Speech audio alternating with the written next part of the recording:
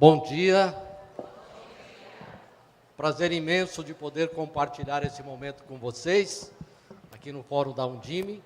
E quero começar agradecendo a Márcia, nossa presidente, e a toda a diretoria da Undime, pelo convite e pela oportunidade de falar com vocês. A todos vocês que estão aqui, nesse evento da Undime, o que eu vou trazer aqui, uma reflexão breve, também é fruto do trabalho que nós fazemos no nosso escritório, junto com a minha equipe. Então, eu devo muito à equipe que trabalha comigo. E é uma honra muito grande dividir aqui a mesa com o Carlos. Conheci o Carlos, não conheci o Carlos pessoalmente, mas já conhecia o trabalho dele como presidente da Undime Nacional na época.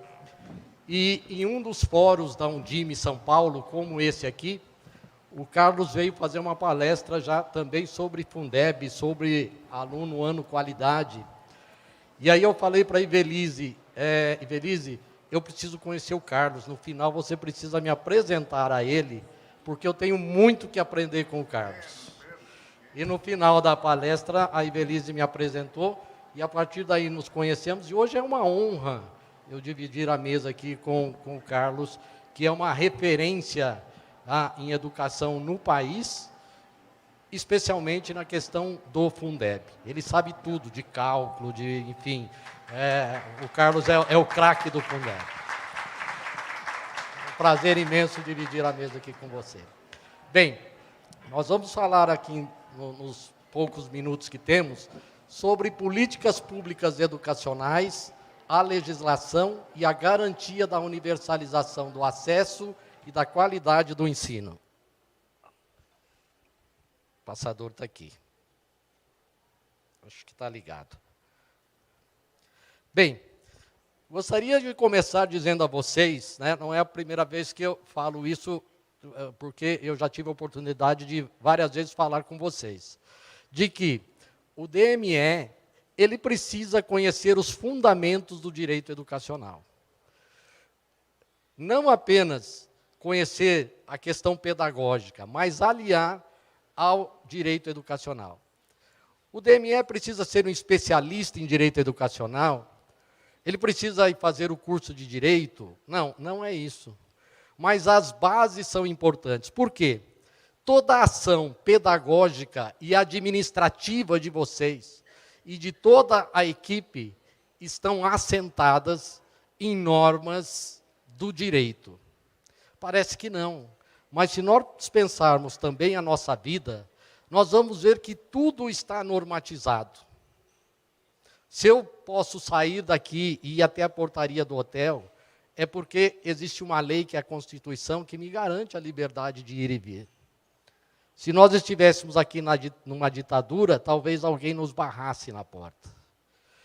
Então, por isso que é importante que o DME conheça os fundamentos do direito educacional, primeiro, para poder agir dentro da lei, porque vocês ocupam uma função pública e, como tal, estão sujeitos à fiscalização do Tribunal de Contas, do Ministério Público, da sociedade como um todo. Então, é importante nesse sentido. E também é importante porque muitas decisões de vocês dependem de conhecer pelo menos o básico do direito educacional. E vocês têm uma grande facilidade, porque como pedagogos, vocês já conhecem a prática. Então, aliar isso à legislação, não há muita dificuldade. E eu tenho essa experiência. É mais fácil ensinar os fundamentos do direito educacional para um pedagogo do que para um colega advogado.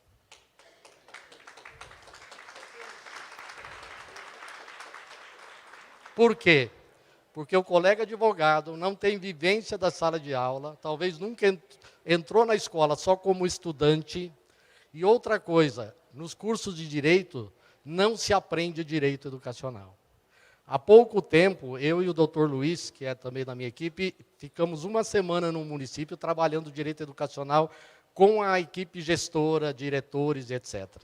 E havia uma diretora que estava no último termo do curso de direito. E aí nós perguntamos para ela, no seu curso de Direito que você está terminando agora, quantas vezes o professor falou sobre LDB? E ela disse, nunca nenhum professor disse que existe essa tal lei, a LDB, porque não se estuda direito educacional no curso de Direito, ok? Então, como toda a nossa prática administrativa e pedagógica está assentada em normas, é importante conhecermos os fundamentos. Bem, quando nós falamos, então, em melhoria da qualidade, né, nós estamos falando do Fundeb. E eu quero chamar a atenção aqui de vocês, porque muitas vezes nós e a sociedade como um todo, e o prefeito e a equipe do prefeito, sobretudo o pessoal lá da área financeira, imagina que o Fundeb seja para financiar a educação apenas com foco no aluno. Isso é bom também, mas não é só isso.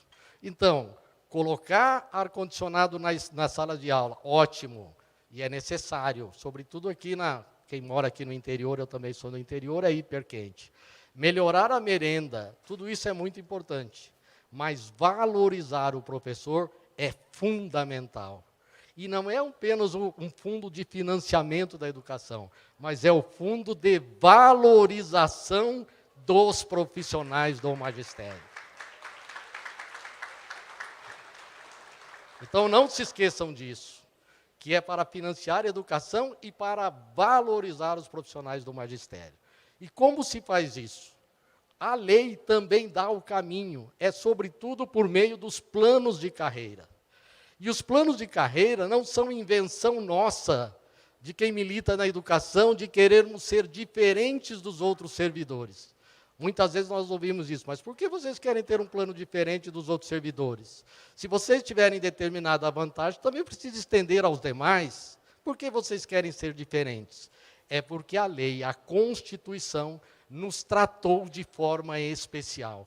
E lá no artigo 206, inciso 5 da Constituição, está dito que deve haver um plano de carreira específico para proporcionar a valorização dos profissionais da educação. Então, agora, já talvez tenha passado um pouco o tempo de falar só de plano de carreira do magistério, porque todos os municípios têm um plano ótimo ou um plano que precisa ser revisto, mas agora nós temos que ampliar o conceito para profissionais da educação, para todos os profissionais da educação.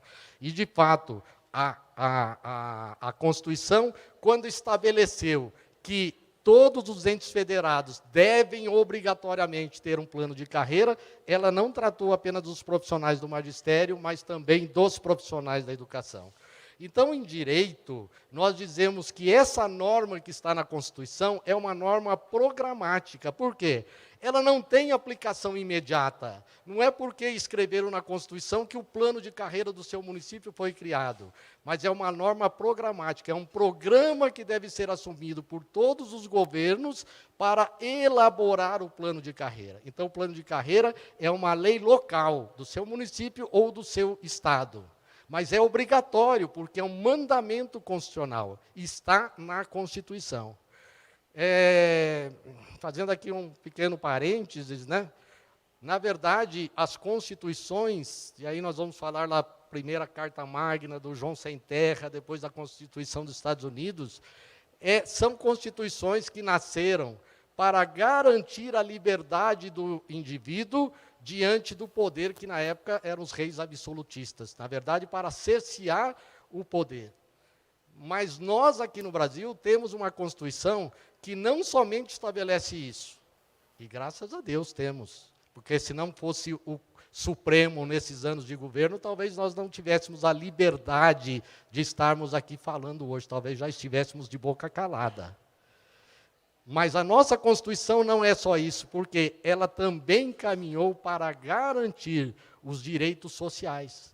Por isso que tem uma norma tratando da educação na nossa Constituição, assim como tem a garantia à saúde, à assistência social e etc. Né? Dada a desigualdade que existe em nosso país, a Constituição não poderia só estabelecer normas sobre a liberdade de pensamento, a liberdade de ir e vir, etc., mas também o Constituinte entendeu que deveria colocar normas que são o caminho, o farol, para os administradores, quer seja o presidente, governadores ou prefeitos, ok?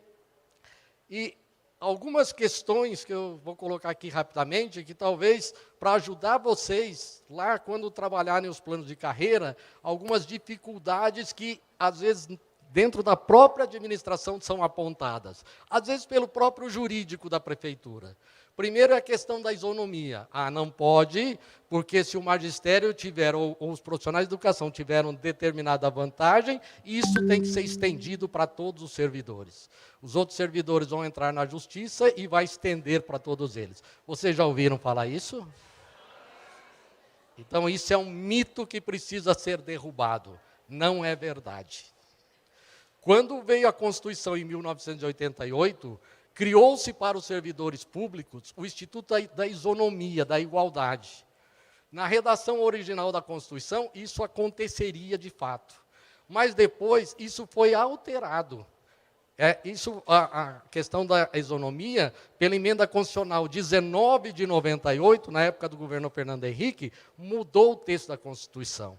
Então, na Constituição, ainda existe a isonomia entre servidores, mas para aqueles que exercem atividades exatamente iguais ou muito próximas. Então, a isonomia não permite, por exemplo, que eu pague para um professor de educação infantil, para 2 professores de educação infantil, salários diferenciados. Isso não. Poderá haver salário diferenciado se um servidor já evoluiu na carreira e outro não. Tá? Mas dizer, olha, se os professores tiverem um reajuste de tanto, os outros servidores da prefeitura, os médicos, enfermeiros, lixeiros, etc., também terão esse direito, isso não existe mais na Constituição. Essa isonomia já foi modificada e faz muito tempo, pela emenda constitucional 19 de 98. Uma outra questão que é da insatisfação dos servidores se o Poder Executivo aprova um plano de carreira ou concede uma atualização salarial apenas para os professores. De fato, isso vai acontecer, não temos como evitar. Mas isso não é uma questão jurídica legal, não é ilegal. Fazer um plano de carreira para os professores e não fazer para os demais servidores, ou fazer um plano de carreira diferente, com outras vantagens. Ocorre que o legislador constituinte elegeu a Constituição como prioridade máxima do Estado brasileiro. E por isso que ele foi lá e vinculou 25% das receitas para a educação. Nenhum outro setor da administração pública tem um percentual vinculado tão grande como a educação. Aliás, só 2 setores têm, constitucionalmente, que é a educação e a saúde. Ora, se eu vinculei recursos para a educação, esses recursos precisam fazer a diferença agora. E qual é um dos problemas que nós temos na educação? Tínhamos no passado, acho que caminhamos um pouco, mas ainda temos. A desvalorização da carreira do magistério. Então, aplicar esses recursos no magistério é fundamental. E vocês têm percebido isso hoje. Alguns conversaram comigo e com a minha equipe, aqui nesses dias, sobre como eu recruto professor. E eles vêm e dizem, doutor, não tem professor. Eu abro concurso, processo seletivo e não aparece professor, eu não consigo, como é que eu faço? Vocês acham que isso não tem nada a ver com o salário? Tem muito a ver com a questão salarial. Né? Então, essas questões, vocês precisam trabalhar lá, junto ao prefeito, aos demais secretários, no convencimento e na legalidade. Argumentação política e argumentação legal sobre essas questões. E os planos de carreira, na minha opinião, e da equipe com a qual eu trabalho, e o Carlos também pode falar isso, que ele trabalha, nós precisamos superar algumas questões, como, por exemplo, atrair novos profissionais. Se nós formos numa sala do ensino médio, do último ano do ensino médio, e fizermos uma pesquisa, quantos alunos dirão que farão vestibular para a pedagogia? E por que isso? Quanto? 2,4% dos jovens. É porque, não é por causa do salário, é porque as pessoas não têm aptidão para o magistério, concordam ou não? Eles têm muita aptidão para ser médicos ou outras profissões. Ou vocês acham que não é por causa do salário que não há interesse na profissão? Porque aqui nós vivemos num país capitalista, queiramos ou não. E num país capitalista, gostemos ou não, a pessoa na sociedade é reconhecida por aquilo que ela tem, por aquilo que ela ganha, pela profissão dela. Inicialmente é isso. Todos nós, eu fui professor, gente, eu estou aqui falando hoje como advogado, assessor da Undime. Eu fui professor da rede estadual por 20 anos, fui professor de história, fui coordenador pedagógico no Centro Paula Souza. Né? Então, eu passei pela escola. E eu sei como é duro, muitas vezes. Né? Hoje é mais fácil, porque a gente vai lá na loja e compra, né? Nas Casas Bahia, sei lá, onde dá o cartão. Não preciso dizer como era, mas no passado a gente tinha que fazer crediário. E quando a gente sentava na cadeira e começava a preencher a ficha, perguntava, qual a sua profissão? Professor, a gente falava baixo. Porque como professor, provavelmente o crediário não seria autorizado. Não seria autorizado. Então, como é que nós vamos atrair os melhores alunos do ensino médio para serem professores? E nós precisamos fazer isso. Se essa nação quer se desenvolver, ela precisa atrair as melhores cabeças para a área da educação. Então, os planos de carreira é difícil, mas nós precisamos buscar, formatar planos de carreira com essa estratégia. Avaliação rigorosa do estágio probatório, isso compete a vocês. Muitas vezes vem lá a consulta da Undime. Quanto tempo eu falei, Celso? Quanto tempo eu tenho? 4 minutos. Pessoal, quantas vezes chega lá uma consulta de um dirigente para nós, diz assim, o que eu faço com esse professor? Esse professor falta, esse professor não faz plano de aula, esse professor não faz isso, não faz aquilo. Aí a gente pergunta assim, quanto tempo de carreira tem esse professor? Ele tem 3 anos e 2 meses. Então, os 3 primeiros anos era para vocês terem feito a avaliação do estágio probatório. E era para ter reprovado essa pessoa se ele não tinha aptidão para a função. Mas as nossas avaliações de desempenho do estágio probatório se resumem muitas vezes a uma fichinha. Assiduidade, em relacionamento com os demais profissionais, é bom, ruim ou péssimo. E por aí vai.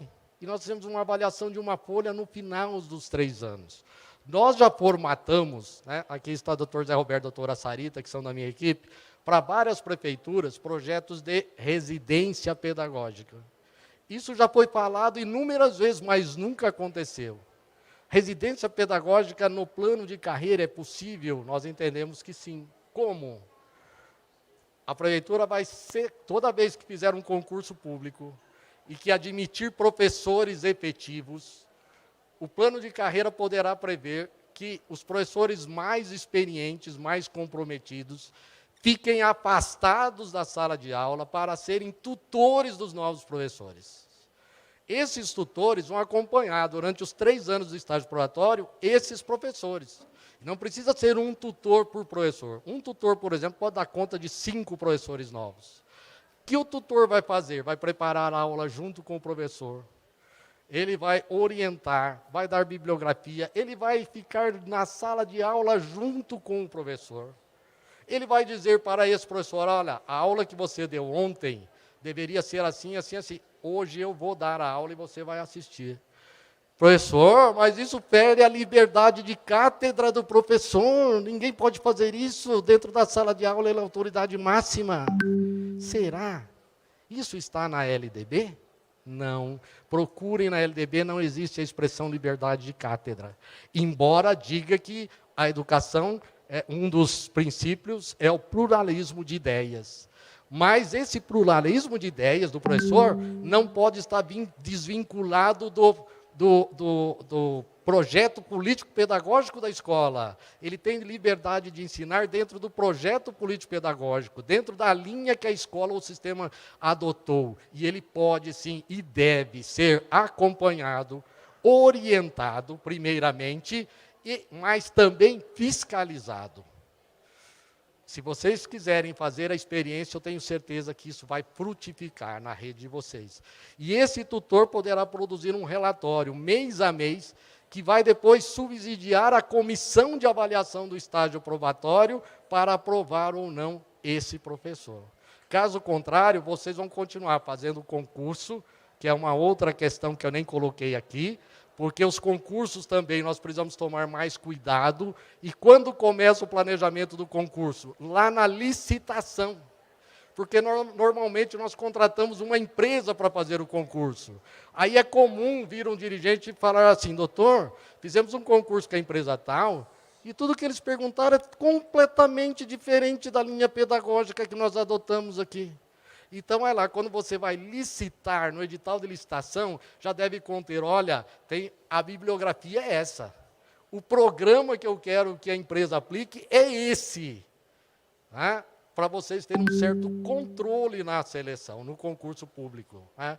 Porque, senão, acontece isso, concursos mal feitos, estágio probatório que não é levado a sério, e nós ficamos com uma pequena parcela de maus profissionais, mas que muitas vezes comprometem a atuação da escola como um todo. Ok?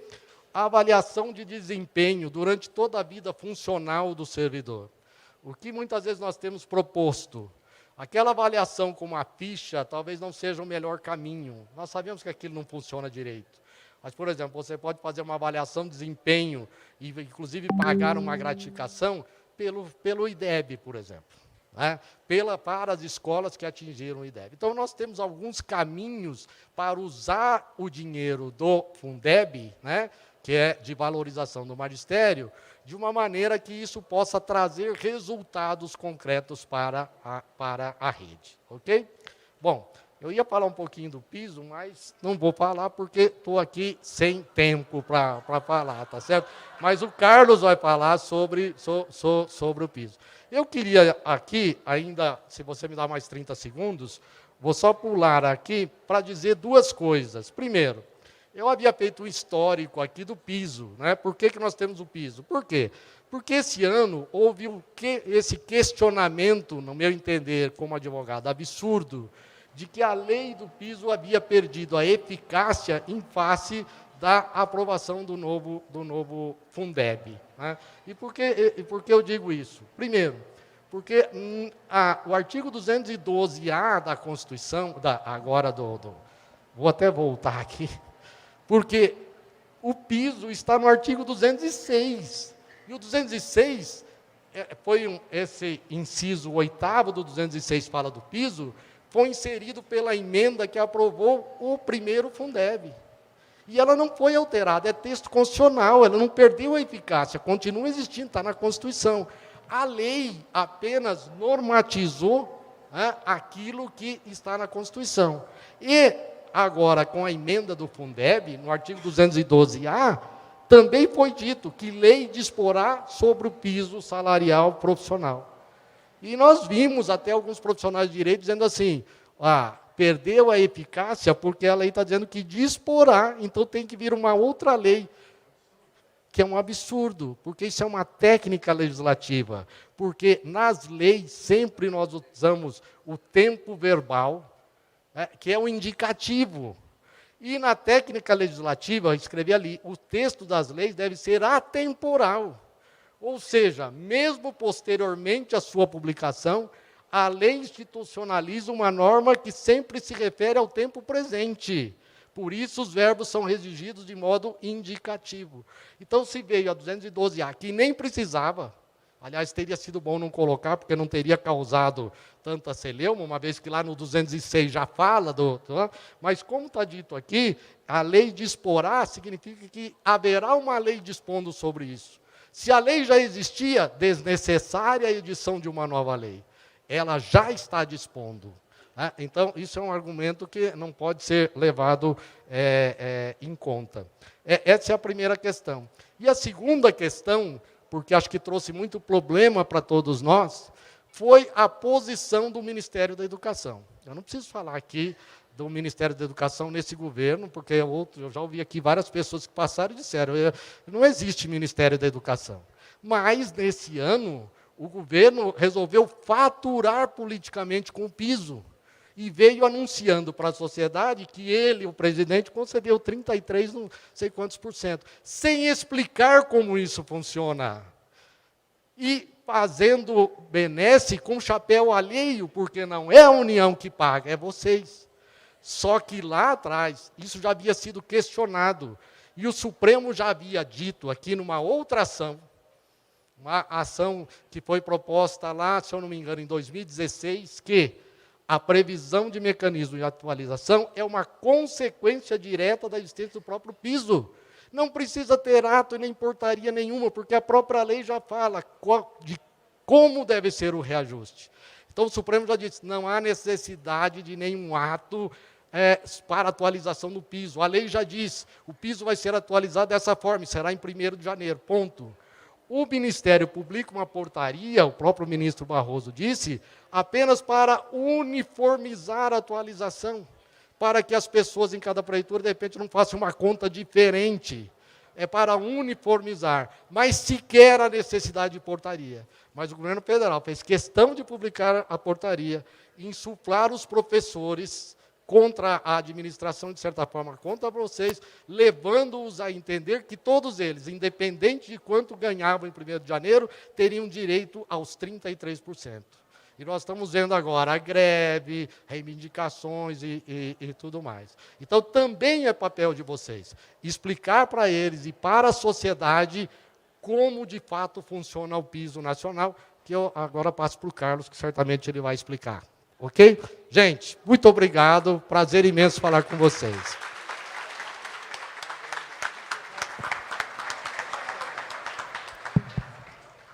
Agora eu passo já, não vamos perder o tempo, né, precioso, para o Carlos aí, ele vai abordar e dentro desse aspecto aí legal, vai elucidar um pouquinho mais para nós sobre o piso. Carlos, com você.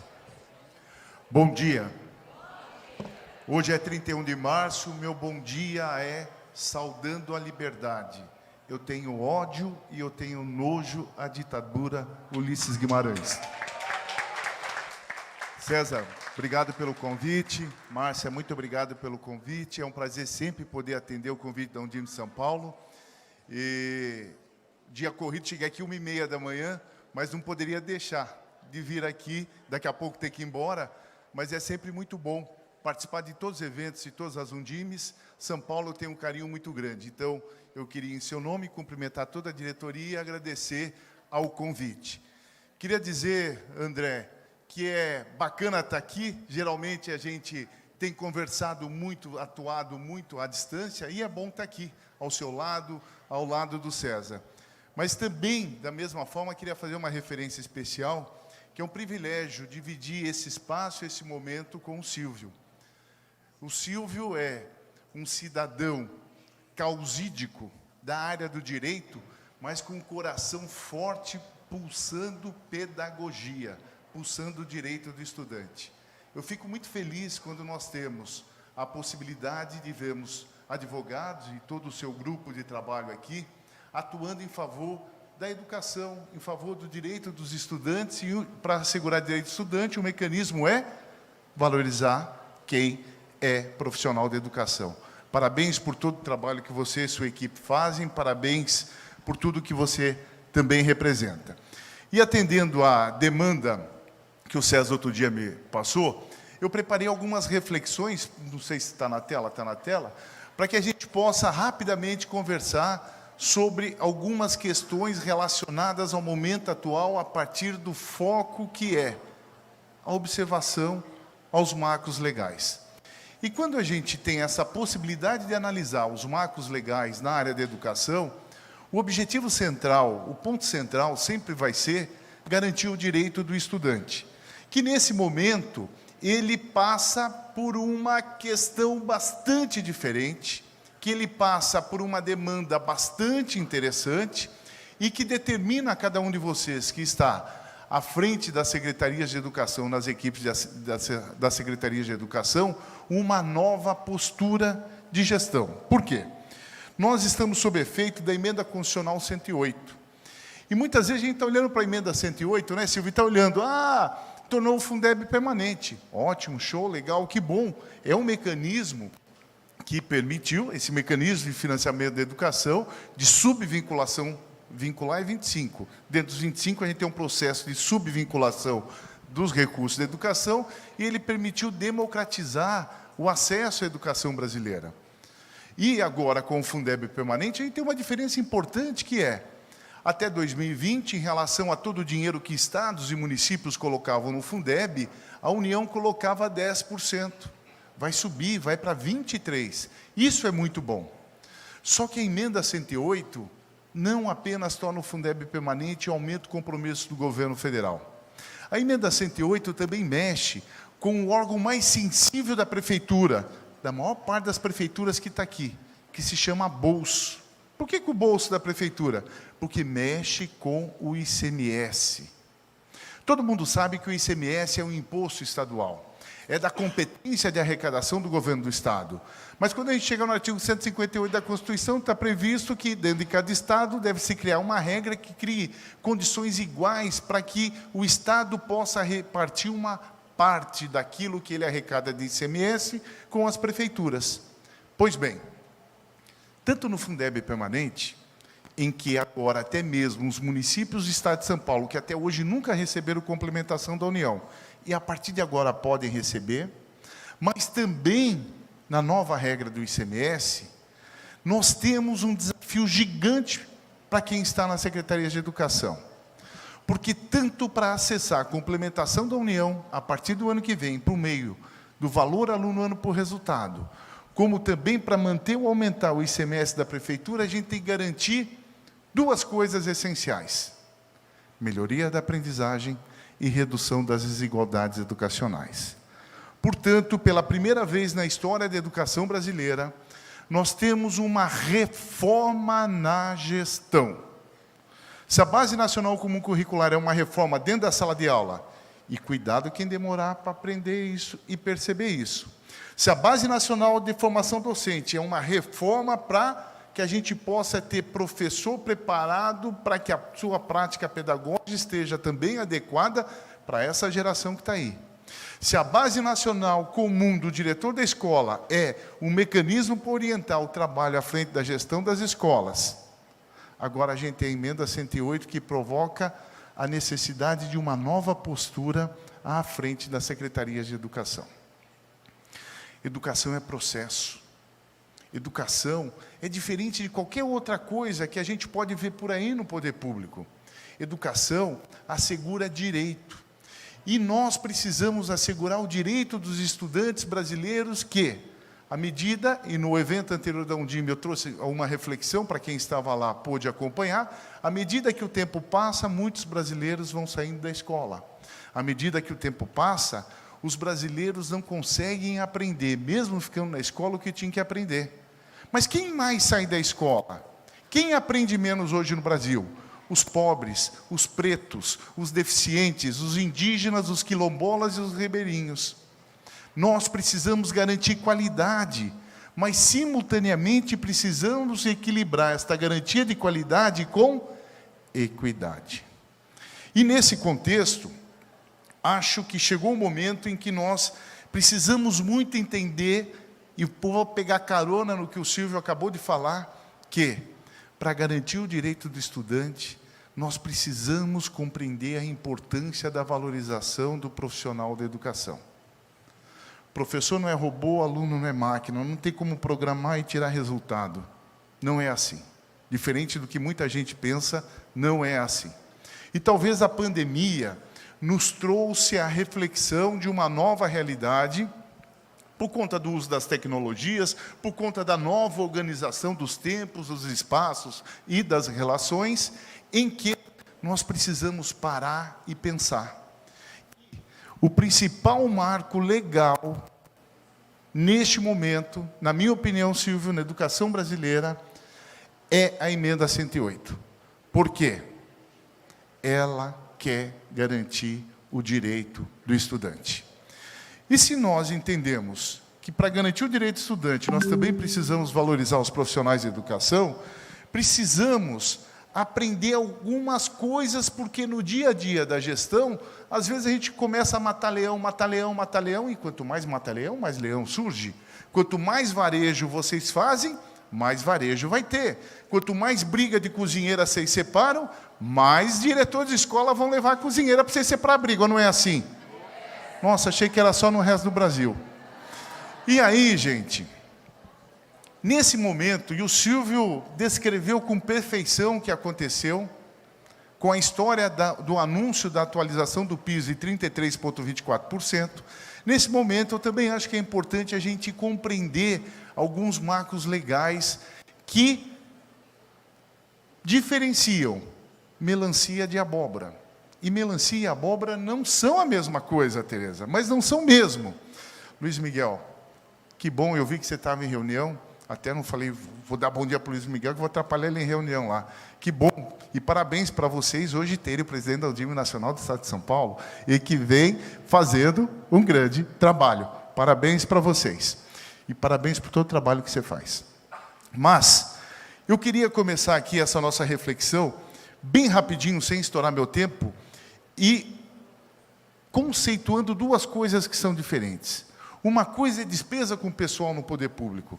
Outra coisa é a atualização do PIS do magistério a partir do que está previsto no artigo 5º, parágrafo único da Lei 11.738 de 2008.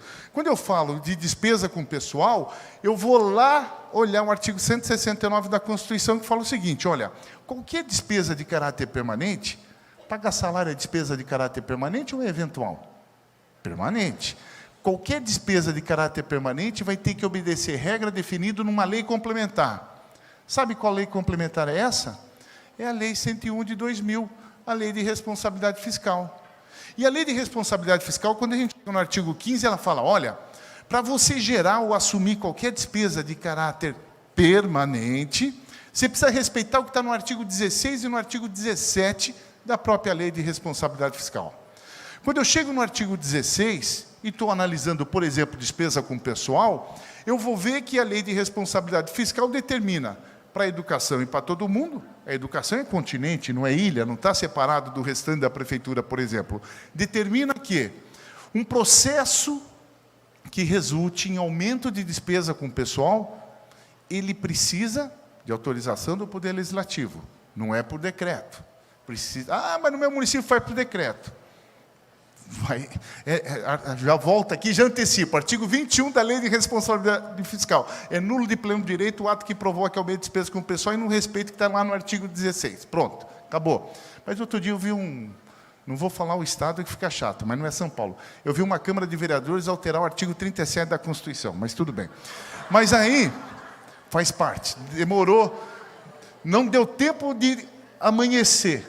À noite já... O Tribunal de Justiça já derrubou o negócio, mas tudo bem. Mas quando eu chego lá no artigo 16 da Lei de Responsabilidade Fiscal, e vou gerar uma despesa de caráter permanente, que é, por exemplo, aumentar a despesa em remuneração de pessoal, eu preciso, para a Câmara aprovar, duas coisas. A primeira delas, demonstrar o cálculo do impacto no orçamento e na arrecadação que essa medida vai provocar. E segundo, precisa ter uma autorização, um compromisso assinado do ordenador de despesa. Com que salário a gente paga, com que fonte de recurso a gente paga salário? Fundeb.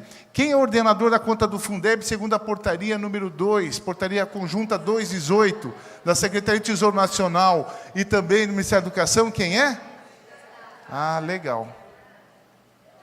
Uma coisa é aumento de despesa. E, inclusive, quando eu continuo na Lei de Responsabilidade Fiscal, eu chego no artigo 20, vou lá no inciso 3º e vejo, olha, o ente federado do município pode gastar no máximo 60% de tudo que arrecada para pagar salário, dividindo em Poder Legislativo, pode gastar até 6% para pagar salário de vereador e dos funcionários da Câmara, Poder Executivo pode gastar até 54% para pagar salário. concursado, contratado, comissionado.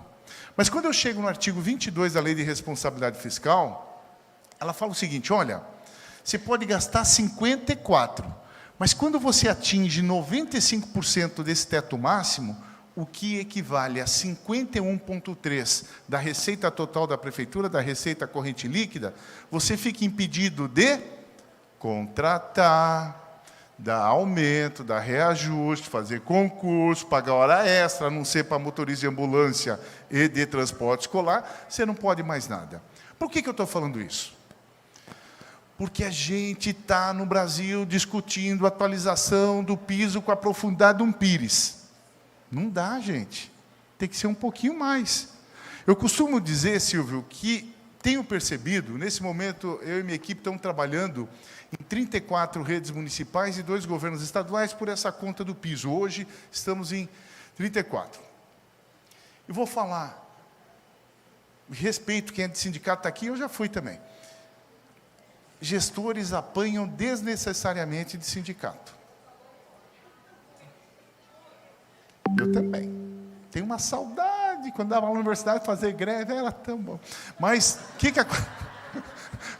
o ex-reitor, que hoje é presidente do Conselho Estadual, meu amigo, fala, nossa, Carlos, quem te vê antes te vê hoje, hein? Mas, tudo muda na vida da gente depois que a gente passa para o lado do balcão, né, Evelise? Aliás, Evelise, parabéns, está aqui ontem à noite, desejo muita saúde, parabéns por tudo que você fez, vai curtir a vida, parabéns. E aí, gente, estou falando isso também para dizer o seguinte, olha, nós precisamos entender um pouquinho melhor o que é piso. O que é piso? Piso é valor, piso não é salário. E quando eu pego a Lei 11.738, ela fala o seguinte, olha, nenhum profissional do magistério, não é professor, nenhum profissional do magistério. Quem é profissional do magistério?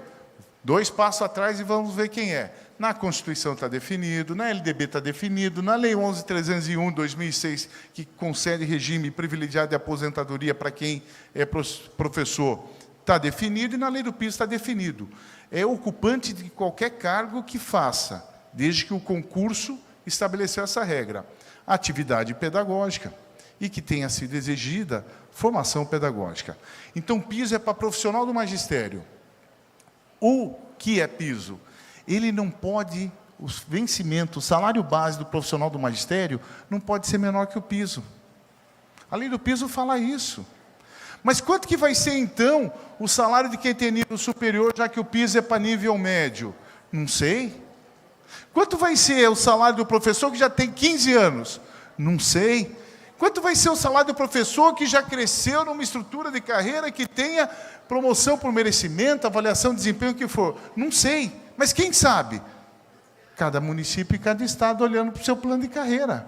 Porque a lei do piso só fala que ninguém pode ganhar menos que o piso. Agora, quanto a mais vai ganhar que o piso, não é matéria para ser definida em lei federal. Não poderia. Por quê?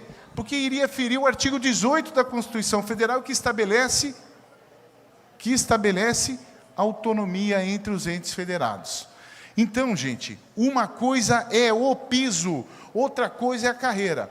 Ah, mas no meu município, a jornada não é de 40, é de 20. Calcula proporcional, está lá no artigo 2º do inciso 3º da lei. Ah, mas o piso é para nível médio? É, mas no meu município não tem mais piso. Aí a lei fala, o piso tem que ser no mínimo o valor inicial das carreiras. Eu gosto sempre de fazer essa diferenciação para a gente começar a entender como se procede no momento como esse em que a gente tem essa questão dos 33%. E aí nós temos 2 institutos jurídicos diferentes, melancia, abóbora. 2 coisas diferentes. Uma coisa é reajuste salarial. A outra coisa é cumprir o valor do piso. Quando eu falo de reajuste salarial, vai depender de uma regra que está no artigo 39, que o Silvio acabou de falar. Se eu tenho aqui que conceder um reajuste para todo mundo que compõe o mesmo quadro, No caso, profissionais do magistério, eu não posso tratar uma pessoa de uma forma e outra de outra. Eu tenho que respeitar esse princípio da isonomia. E, para isso, eu vou ter que ir lá e demonstrar cálculo de impacto orçamentário e financeiro que essa medida exige. Mas, quando eu falo do piso, eu tenho que assegurar que o salário base, o vencimento de cada profissional do magistério, não esteja abaixo do piso. E aí eu vou contar uma coisa para vocês e vou mostrar em números para encerrar já. Já, junto com a equipe, a gente já fez mais de 150 planos no Brasil e já analisei mais de 500. É difícil provar, salvo raras exceções, que é o magistério que desequilibra o gasto com o pessoal das prefeituras. Eu vou provar. Eu vou provar já. Então, piso, eu tenho que garantir que todo mundo não ganhe menos que o piso. Por exemplo, se em Limeira o menor vencimento do início da carreira está, por exemplo, 11% abaixo do piso, o André tem que conceder 33%? Ele tem que cumprir o piso. Ele tem que dar 11% para que todo mundo fique no mesmo valor do piso. Só que quando o André dá 11% para uma pessoa, ele pode dar 8% para outra? Não, porque daí ele ia ferir a isonomia que o Silvio falou, do artigo 39 da Constituição, agora há pouco. Aqui se aplica o princípio da isonomia que o Silvio muito bem trouxe. Ah, mas no meu município não dá. O secretário de Finanças falou que se der, vai estourar. Vamos ver se vai estourar. Queria dizer o seguinte, essa discussão rasa, querendo dizer que atualização do piso e reajuste salarial é a mesma coisa, é passar vergonha pública. Até porque piso não sofre reajuste. O que sofre reajuste? Salário. Se piso é valor, então ele tem todo ano a atualização. Atualização é uma coisa, reajuste salarial é outra. E vou te falar, até hoje não perdemos lugar nenhum na justiça. Bola para frente. Porque o piso chega no valor que chegou. É porque o Luiz Miguel e a Undime não brigou? Não, muito pelo contrário. Graças a Deus, há uma coisa muito importante na Undime, seja quem for estiver na direção, né? É entender que qualidade de educação depende de valorização. Mas, como funciona o mecanismo de atualização do piso? A lei 11.738, no artigo 5º, parágrafo único, fala o seguinte, o piso vai ser atualizado pelo crescimento do valor aluno ano Fundeb.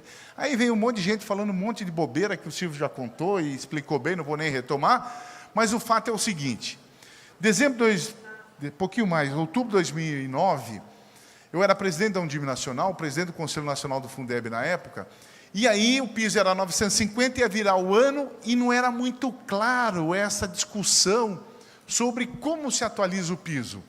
E aí, numa reunião com o então ministro da Educação, Fernando Haddad, Undime, Concede e MEC chegaram à conclusão que deveria haver uma consulta à Advocacia Geral da União, e assim foi feito, e a AGU devolveu um parecer dizendo, olha, como faz para atualizar o piso?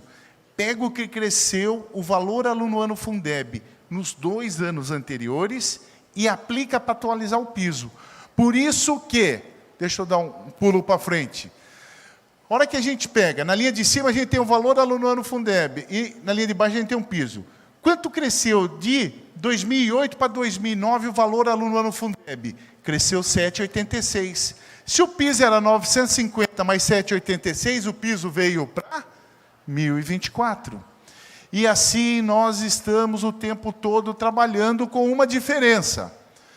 Quando a gente chega, por exemplo, em 2021, a gente repete o valor do piso em 2020. Por que repete? Porque no ano de 2020, o valor aluno ano Fundeb, por conta da pandemia, a pandemia acabou retraindo a atividade econômica, diminuiu a receita, claro. Então, o valor aluno ano Fundeb acabou fechando em 3.349, menor do que era o de 2019. Inclusive, deu uma variação negativa. Daí não ia diminuir o piso, claro que não ia diminuir. Por isso que repetiu o valor do piso no ano seguinte. Ficou o mesmo valor, porque não teve crescimento de valor aluno ano Fundeb. Mas e agora? Por que chega em 3.845? Simples. como a gente não teve crescimento de Fundeb daqui para cá, é claro que 2021, a retomada, né, Luiz, da atividade econômica, cresceu IPI, cresceu ICMS. A hora que cresce IPI, cresce imposto de renda, cresce o FPM, porque o FPM é formado de duas fontes, IPI e imposto de renda, muito importante para muitos de vocês, e por isso que a gente tem esse crescimento tão grande do valor aluno ano Fundeb. E a regra posta é, aplica como percentual de atualização do piso, e por isso que o piso chega nesse valor. Ai, mas e o piso ano que vem? Quanto vai ser? 4,68 se não mudar nada. Mas se crescer a receita, vai ser mais que 4,68. Pronto, o ano que vem. Então, nós precisamos antever um pouco esses problemas. Nós precisamos conhecer um pouco mais desta realidade que o Silvio nos trouxe, que é da legislação, e, inclusive, trazer para a prática para ver o que isso afeta no dia a dia do nosso trabalho. E, de verdade, eu defendo o sindicato é muito importante, mas não há necessidade para prefeito e secretário apanhar tanto de sindicato como está apanhando neste momento. Só para vocês terem uma ideia, eu coloco na tela, a coluna do lado esquerdo é a variação da inflação ano a ano, o IPCA, e a do lado direito, em verde, é a do piso. O que acontece? 2009 até agora, a inflação subiu 103%, mas o piso teve uma atualização de 304%. Ah, mas não dá, vai quebrar a prefeitura. Para rebater essa informação leviana de que professor ganha muito e faz pouco, eu quero dizer o seguinte.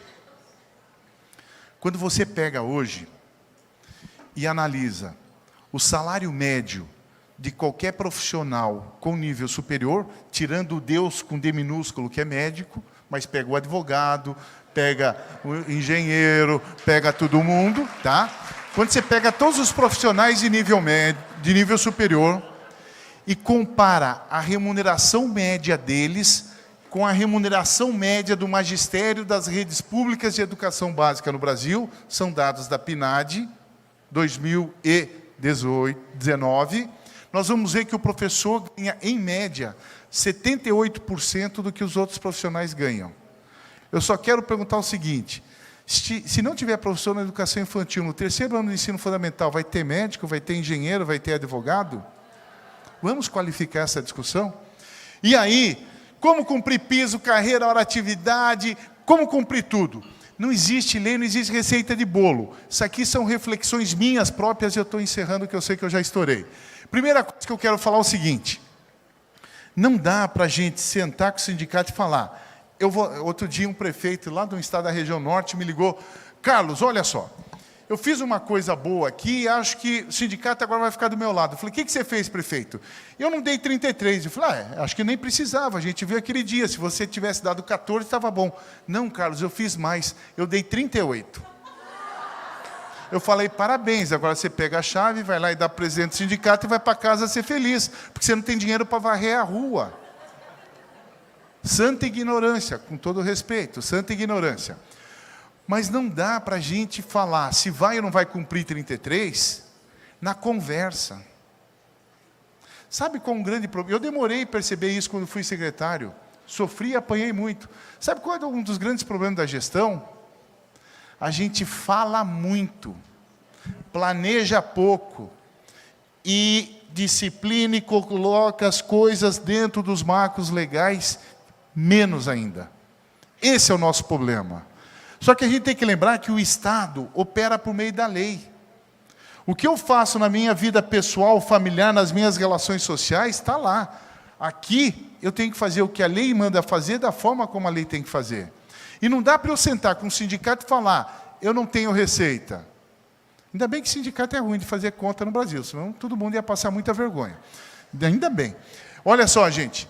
Primeira coisa, é preciso fazer um diagnóstico da legislação para compreender, entre tantas coisas, como é a vida funcional de cada servidor e como é a sua estrutura de evolução salarial.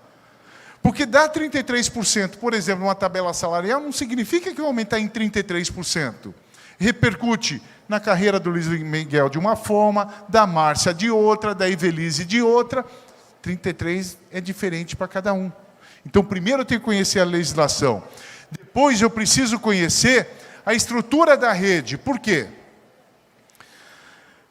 Um dos maiores adversários hoje no Brasil para cumprir carreira, piso, atualização e um texto de oratividade, sabe o que se chama? Vamos falar bem baixinho, porque eu sei que é só no resto do Brasil que acontece. Aqui não acontece. Atestado médico frio. Mas é só no resto do Brasil, aqui não acontece. Gente, as redes precisam de melhor organização. Terceiro, é muito importante conhecer a realidade dos números e não o que se fala por aí. Qual é a receita corrente líquida? Como foi a evolução dela nos últimos anos? Qual é a tendência e projeção para os próximos anos? Como foi a receita do Fundeb? O que deve acontecer com o meu Fundeb nos próximos anos? Como é a despesa total com o pessoal da prefeitura? Como é a despesa do magistério ou dos profissionais da educação? Mas eu preciso conhecer também como cada pessoa evolui na carreira, por quê? Tem planos por aí, por exemplo, tem uma cidade do Rio Grande do Sul que perdeu tudo na justiça 2 semanas atrás, a gente está fazendo um trabalho, o prefeito termina agora o 2º mandato em breve, e sempre falou, já tinha sido prefeito lá atrás, eu não vou cumprir o piso, então ele paga o piso e considera todas as outras vantagens e diz que chegou no piso. O que aconteceu? Receita corrente líquida esse ano de 192 milhões. Só o passivo do que ele está perdendo nos últimos 5 anos dá 40. Só isso. Quebrou a prefeitura, só isso. Então é preciso conhecer essa estrutura, é preciso fazer análise e projeção de receita e despesa, e é preciso simular. Por favor, não dá para sentar numa mesa e falar, eu vou dar tanto. Porque uma coisa é cumprir o piso, outra coisa é a despesa com o pessoal. Muito embora, e agora eu vou dar tchau, a gente fale por aí, e ouve todo dia, falar que o magistério vai quebrar a prefeitura. Luiz, tenho feito, e agora, terminando o doutorado, essa é a minha pesquisa, e estou olhando todos os municípios do Brasil, talvez eu sei mais coisa de vocês do que vocês saibam, e todos os estados do Brasil. E só para deixar uma amostra, eu pego aqui 3 cidades ricas, me pediram para mostrar isso de novo, que eu tinha mostrado outro dia, né? Eu pego 3 cidades ricas, 3 capitais, Curitiba, Florianópolis e Porto Alegre, para... Tem que acabar com algumas mentiras que tem. Por exemplo, você já viu nascer um japonês loiro? Eu também não. Você já foi em enterro de anão? Você já viu cabeça de bacalhau? Sabe qual é a 4ª mentira do mundo? Piso vai quebrar a prefeitura. Então, esses 3 prefeitos, quando assumiram, suspenderam os planos de carreira do magistério, não concederam nem sequer a atualização do piso, porque o magistério ia quebrar a prefeitura. Tá bom. Então, eu vou lá e vejo em Curitiba. O magistério representa em Curitiba 52% dos funcionários. De todos os funcionários da prefeitura, o magistério é 52%. Em Florianópolis é 35%, em Porto Alegre é 39%. Beleza? Ok. Então, se o magistério em Curitiba, Márcia, para arredondar 53%, a despesa com o magistério não pode ser pequenininha, porque a hora que eu somo o salário de todo mundo do magistério, a maior parte tem que dar alguma coisa, não tem? Pois é. Os dados de prestação de contas da Prefeitura de Curitiba mostram que, quando eu somo o salário de todos os professores de Curitiba, isso representa apenas 18,9% da despesa com o pessoal. Eu desenvolvi essa metodologia, estou aplicando ela no Brasil inteiro, Luiz, vou falar. Está muito difícil provar que carreira, piso, atualização, 1/3 de hora-atividade quebram as prefeituras. E aí, para dar tchau, desculpa, eu trago aqui o Sander, que falou uma coisa muito interessante para a gente. Se a gente quer realmente melhor índice de educação e cultura, a gente precisa de escola melhor. Mas se a gente quer escola melhor, a gente precisa de educador melhor. E se a gente quer educador melhor, a gente precisa garantir condições de trabalho e remuneração adequada. Se isso vale para as outras profissões, por que não pode valer para o magistério? Aproveitem este tempo em que vocês estão à frente da gestão das secretarias de educação. Será o momento mais desafiador, porém o mais importante da vida profissional de vocês. Façam a diferença na vida das crianças. E para fazer essa diferença, é preciso valorizar os profissionais de educação. Desculpa se eu estourei o tempo.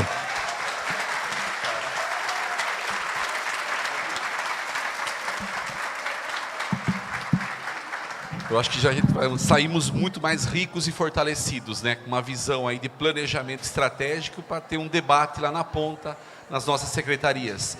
Agradecer aqui ao Dr. Silvio pela contribuição, ao Carlos aí de grande valia, né, que vem dar um respaldo legal e ampliar o nosso conhecimento na interpretação da legislação, porque ela é fria, né? E quando a gente tem alguém que se debruça e traz essa segurança jurídica, a gente tem argumentos para sindicato, para o próprio prefeito e tudo mais.